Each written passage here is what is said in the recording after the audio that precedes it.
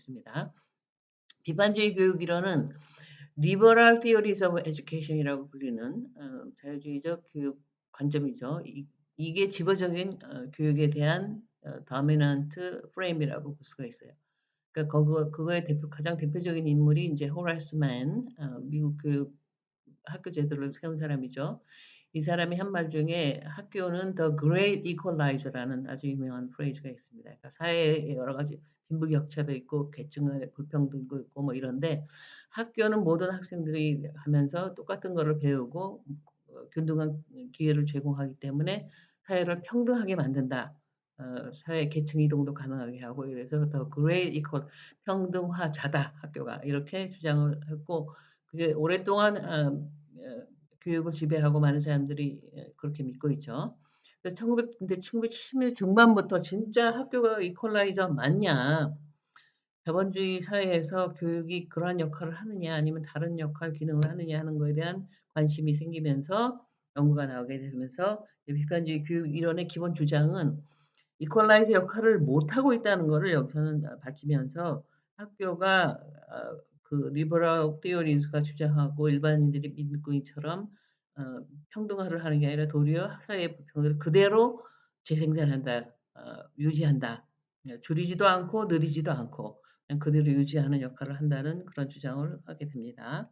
그래서 그 이론이 인제 세 가지가 있어요 여기에. 근데 다 교육이 자본주의 사회 불평등을 재생산한다는 주장에서는 다 똑같은데 어떻게 재생산하느냐 how에 있어서는 설명 방식이 틀립니다. 그래서 그 메커니즘을 설명하는 방식 달라서 세 가지 이론이 나오게 되는데 경제적, 문화적, 저항 이론 이렇게 세 가지가 되겠습니다. 경제적 재생산 이론은 economic reproduction theory라고 불리는데 이거를 주장한 사람이 보젠 킨티스라는 사람이 1976 년에 책을 쓰면서 이 책에서 주장을 합니다. Schooling in Capitalist America라는 책이에요. 그래서 Educational Reform and the Contradiction of Economic Life라는 책인데 이거는 그 교육 사회학에서 그냥 ground breaking work라고 그러는 그러니까 뭐라 그래야 혁신적인 뭐 하여튼 획기적인 그런 책이에요. 그래서 이 책이 나오면서 엄청난 관심과 반향을 일으키면서 이 비판 이론이 결국 시작이 됐다고 여기서부터 볼 수가 있어요. 물론 그전에 있었지만 대중화되면서 학계에 영향을 미치게 되고 그 이론을 이제 경제적 재생산이라고 부르게 됩니다. 이 두 사람은 경제학자예요. 미국에 경제에 있고 하버드대에서 박사를 받았는데 거기서 만나서 나중에 같은 대학의 매사추세츠 아머스대 교수가 되고 같이 교수가 되면서 교육에 관한 저서를 첫 저서가 바로 이 76 년에 나온 이 책이고 그 외에도 같은 공동적으로 연구를 많이 하면서 연구들을 발표를 했습니다. 이 책에서 다루고 있는 문제는 아까 처음에 얘기했듯이 '학교가 사회를 진짜 평등하게 만드냐?' 학교가 더 그레이트 이퀄라이저 진짜 맞느냐는 거를 여기서 검증을 하는 거예요. 그 연구 방법은 이제 메타 애널리시스라는 거를 썼는데 메타 애널리시스라는 거는 그 기존에 있었던 2차 대전 이후에 있었던 굉장히 많은 이런 이 비슷한 문제를 다루고 있는 그러니까 학교와 평등의 문제, 세계 계층의 문제 이런 거를 다루고 있는 연구들이 많이 나왔을 거 아니에요. 그것을 종합해서 메타해서 종합해서 큰 그림을 한번 답을 찾아보고자 하는 그런 접근 방법으로서 이제 메타 애널리시스라는 통계적인 방법인데 그걸 써서 거기서 이거를 증명하는 방법으로서는 부모의 소시오 이코노믹 스테이터스 SES와 그 자녀의 SES의 상관 코릴레이션을 보면서 만일에 학교가 평등자라면 사회를 평등하게 만든다면 이 둘의 상관관계가 낮아야 되죠. 그러니까 부모의 배경하고 상관없이 학력이 높으면 높은 소시오 이코노믹스를 갖고 이렇게 되니까 그 correlation이 낮아야 됩니다.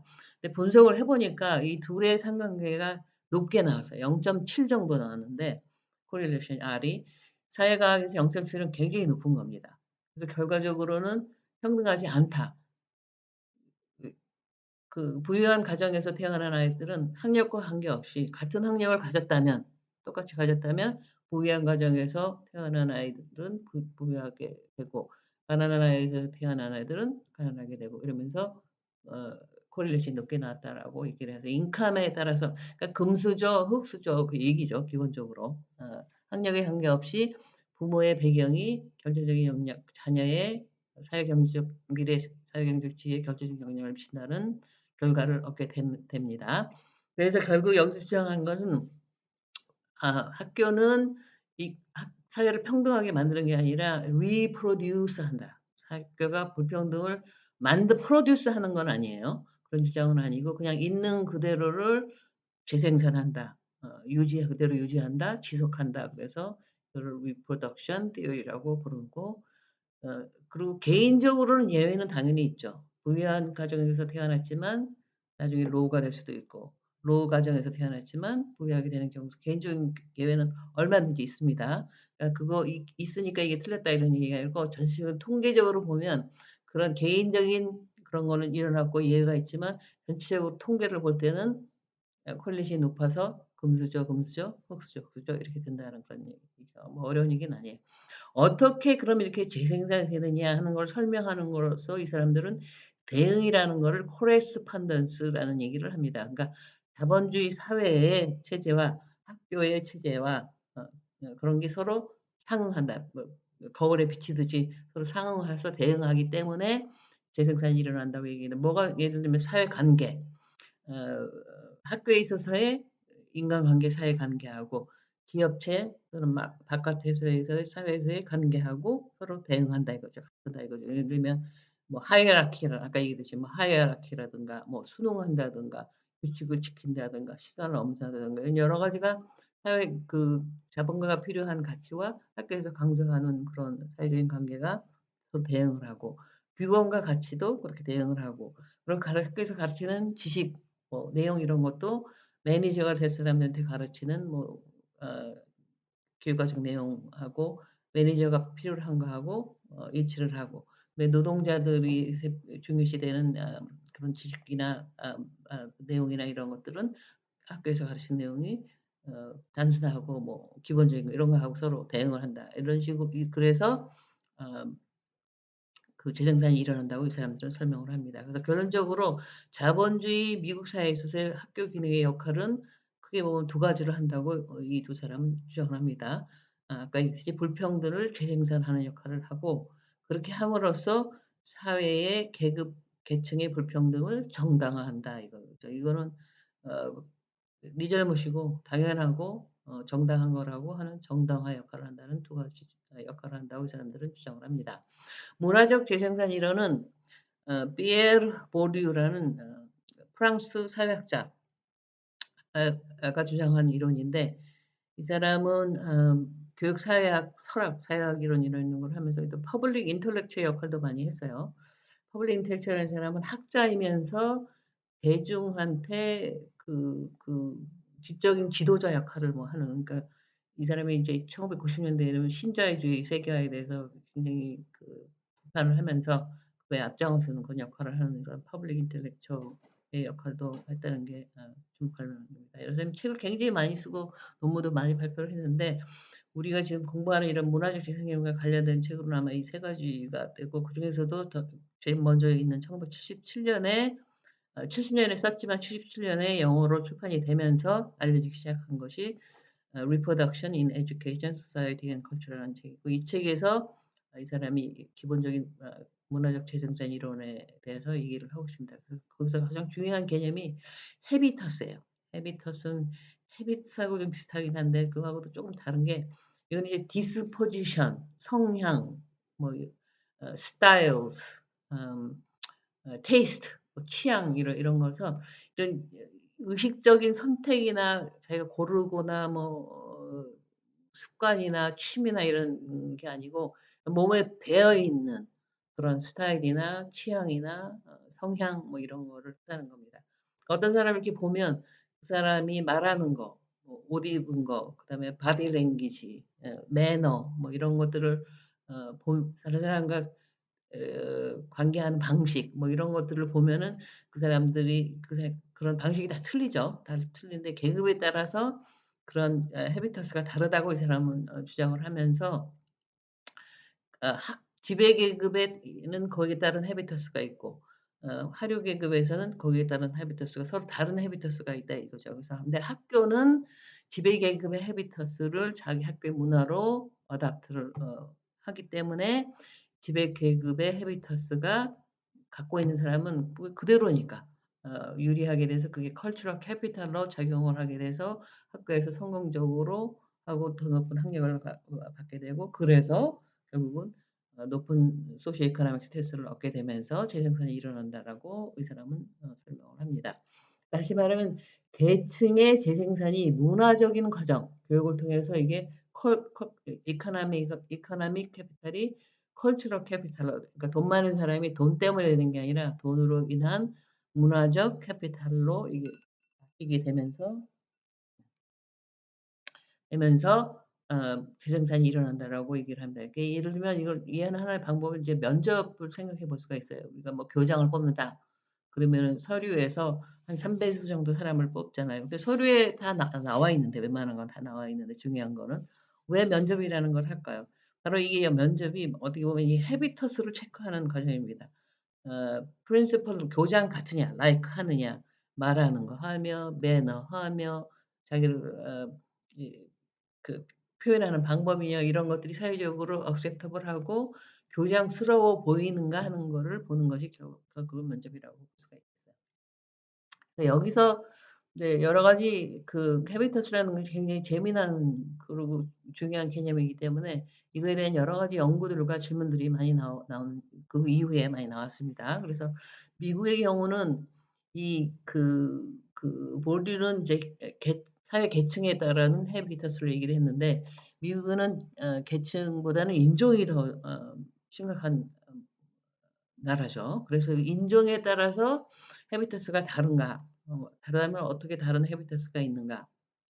하는 질문이 여기서 나오게 되면서 이거에 대해서 책을 쓴 사람이 있습니다. 이 헤비터스의 개념 보드의 컬처럴 캐피탈 이걸 그대로 따서 루이 페인이라는 여자가 1995 년에 교육학자가 Framework for Understanding Poverty라는 책을 출간을 하면서 이 책이 엄청나게 유명해져요. 그래서 여기서는 똑같이 그 poverty에 있는 사람하고 wealthy family하고 middle class하고 다른 habitus를 가지고 있다는 것을 이 사람은 주장을 하면서 근데 이게 이제 그 인종하고 관계된 게 미국은 이게 poverty라는 건 계층의 문제죠. 근데 미국은 계층하고 인종하고가 굉장히 오버랩이 굉장히 심하기 때문에 많은 poverty에 있는 minority 학생들한테 결국은 상류 계층의 그런 어 컬처를 가르치게 되면은 가난에서 벗어날 수 있다. 뭐 이렇게 간단히 얘기하면 그런 주장을 한 책을 해서 여기에 대한 뭐 컨트로버시도 굉장히 많은 그런 책이긴 합니다.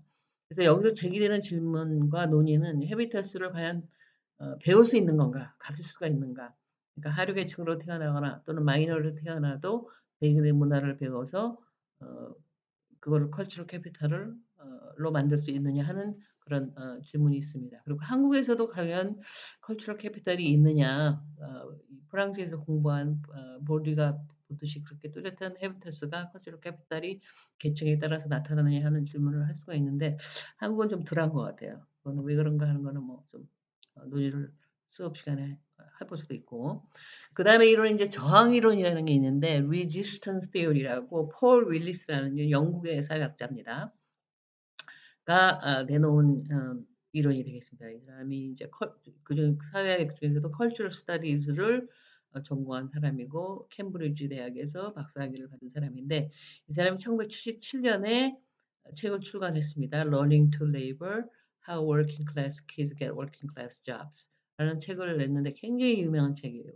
이 세 책이 다 비슷한 시기에 나왔죠. 그러니까 보젠키티스도 1976 년, 그다음에 보듀의 리프로덕션 그 책도 77 년에 70 년에 불어로 나왔지만 번역이 된 거는 77 년이면서 영어로 번역이 돼야지 전 세계적으로 이게 보급이 되니까 77 년이라고 보면 맞고 그다음에 이 폴 윌리스도 77 년이니까 거의 같은 때에 이 책들이 나오는데 서로 다른 식으로 설명을 하는 겁니다.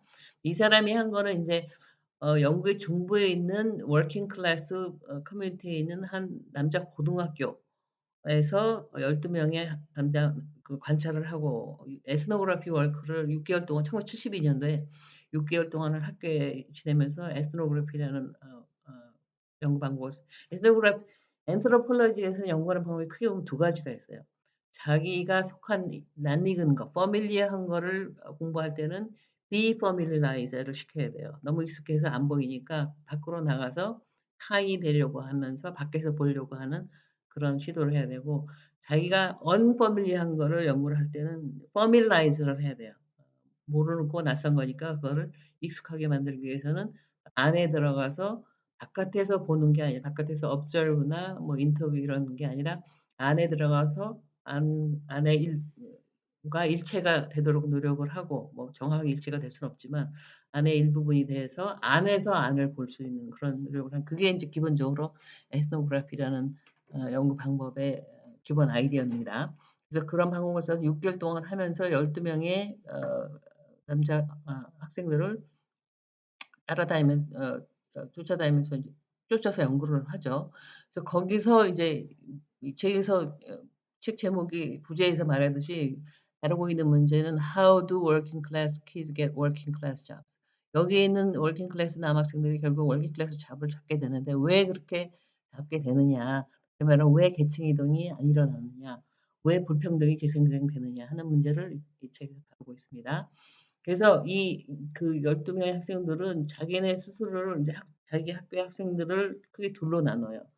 자기네들이 레즈, 자기 스스로를 레즈라고 그래요. 이거는 진짜 사나이 이런 거예요. 나야말로 진짜 사나이고 남자다운 사람이고, 다른 학생들은 이제 앉아서 책상에 앉아서 이어홀수, 귀에 구멍이 난 학생들이라서 선생님이 말하는 것만 들으면서 그냥 어 순응하는 그런 바보 같은 애들이라고 비하하는 뜻으로 얘네들이 걔네들을 이제 어 earholes, 귓구멍 애들이라고 이렇게 비하하면서 얘기를 하고, 자기네들은 진짜 어 어 사나이라고 이렇게 얘기를 합니다.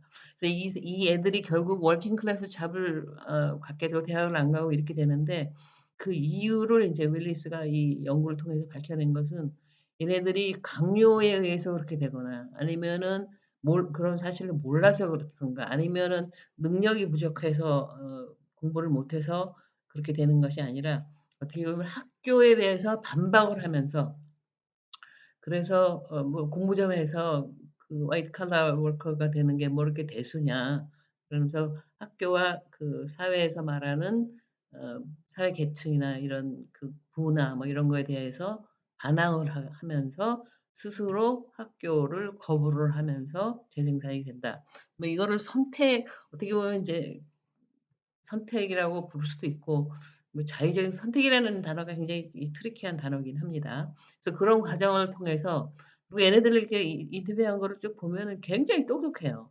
그중에서 한 명은 진짜 너무너무 똑똑하고 굉장히 articulate하고 그래서 얘네들이 뭐 머리가 나빠서 그렇게 된 게 아니고 이런 반항과 저항을 하기 때문에 리produce가 된다라고 주장을 합니다. 그래서 결과적으로 재생산이 되긴 되는데, 워킹 클래스 키즈가 워킹 클래스가 되긴 되는데 그 과정이 불완전하고 유동적이고, 왜 유동적이냐면 이런 계급 관계만이 아니라 인종이나 젠더 이런 게 섞이게 되면서 이게 굉장히 복잡해지고 불완전해지고 유동적이고, 그래서 저항을 하게 되고, 그런 저항이 결국은 변화의 가능성이 될 수도 있다. 학교에서 어떻게 그거를 잘 가이드를 하느냐에 따라서, 의식화를 시키냐에 따라서 변화의 가능성이 있다라고 얘기를 합니다. 그래서 그전에 이제 얘기한 재생산 비판 이론, 그러니까 경제적 문화적 비판 이론들은 기본적으로는 자본주의가 혁명적인 개혁이 일어나서 변화해야지만이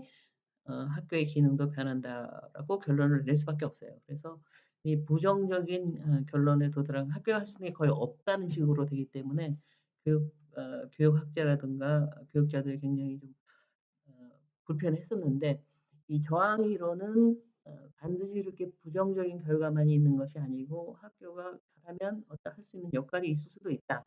그래서 좀 희망을 주면서 해결사의 역할을 하게 돼서 굉장히 인기가 많게 되면서 저항 이론에 대한 관심이 굉장히 많아졌어요.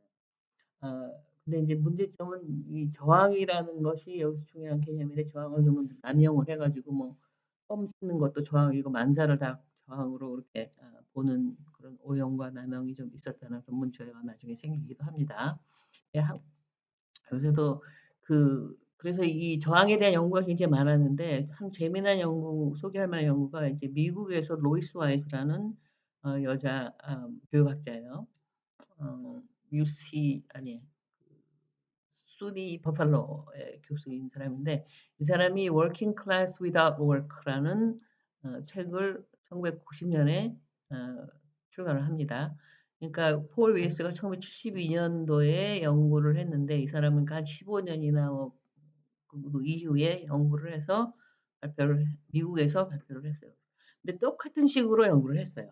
왜냐하면 폴 윌리스가 얘기한 그런 저항이 미국에서도 나타나는가를 이 사람은 어 알아보기 위해서 연구를 했기 때문에 미국 뉴욕 주에 있는 북서부에 있는 월신 공장지대에 있는 한 고등학교를 선택을 해서 연구를 합니다. 근데 여기서는 이제 남자 여자 학생을 다 포함을 해서 과연 어떤 저항이 일어나는가, 저항이 있는가 하는 거를 살펴봤죠. 그래서 결과를 보면 윌리스의 저항이 여기서는 안 나타납니다.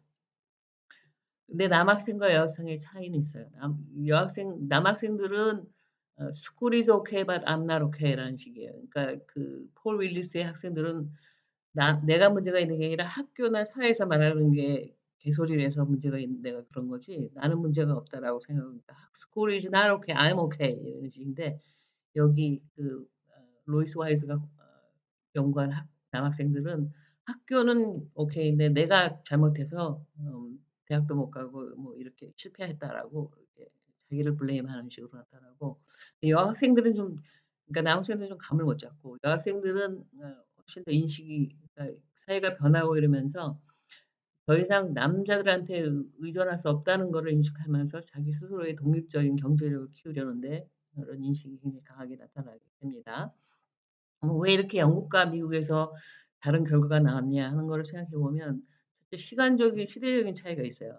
72 년하고 90 년은 90 년대에서는 미국에서 자동차 산업 같은 이런 산업이 쇠퇴를 하면서 리스트럭처 구조조정이 일어났던 그런 시기이기 때문에 워킹 클래스가 굉장히 어려웠던 워킹 클래스 잡이 사라졌던 특히 뉴욕의 북부에서는 그런 게 사라졌던 시기이고 그다음에 영국과 미국이 노동자 계급과 노동 문화가 굉장히 틀리다는 그런 차이점 때문에 미국에서는 이런 저항이 나타나지 않았습니다. 그래서 비판적인 교육 이론을 요약을 하면 기본 주장은 학교는 그동안 오랫동안 믿어 왔고 지금도 많은 사람이 믿는 그런 평등하자 이퀄라이저가 아니다라는 거를 밝혔고 대표적인 학자는 뭐 굉장히 많은데 마이클 애플, 말틴 카노이, 헨리 주루, 로이스 와이트 등등 엄청 많습니다.